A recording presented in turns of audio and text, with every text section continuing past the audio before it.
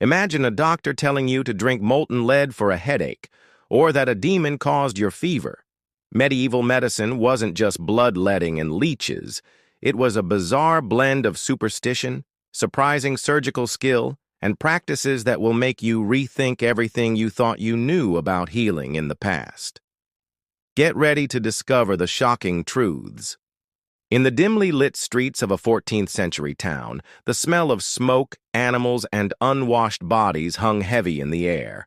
To the people of the Middle Ages, sickness was a shadow that could creep upon anyone without warning, and their doctors were as much guided by superstition as by knowledge.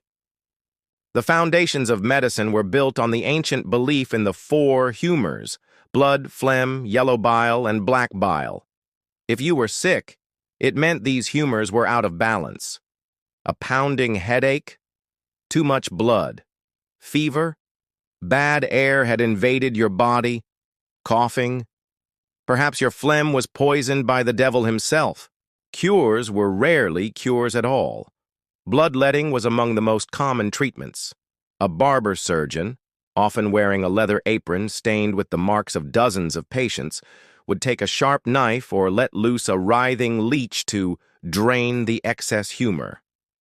The patient, pale and dizzy, might faint from the blood loss, and yet they were told they had been healed. Infections were silent killers. Without the knowledge of germs or the benefit of antibiotics, even a small cut could fester into something deadly. A deep wound from a plow blade, a kitchen knife, or a sword in battle could swell, turn black, and fill with pus in days. Surgeons, lacking sterilization, would probe with bare hands or rusted instruments, unknowingly sealing the patient's fate. Then came the Great Plagues. When the Black Death swept across Europe, towns turned into graveyards. Plague doctors, dressed in long black coats and wearing beaked masks stuffed with aromatic herbs, stalked the streets. They believed the sweet scent would protect them from miasma, the poisoned air that supposedly carried disease.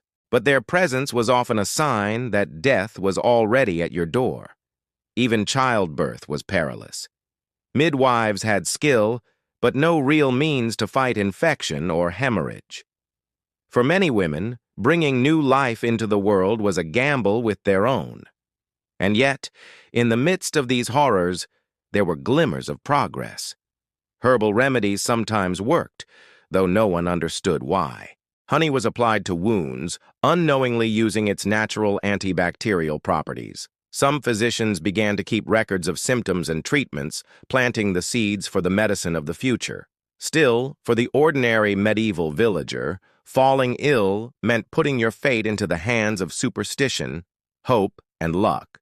In those dark centuries, survival was not always the result of healing, but of enduring.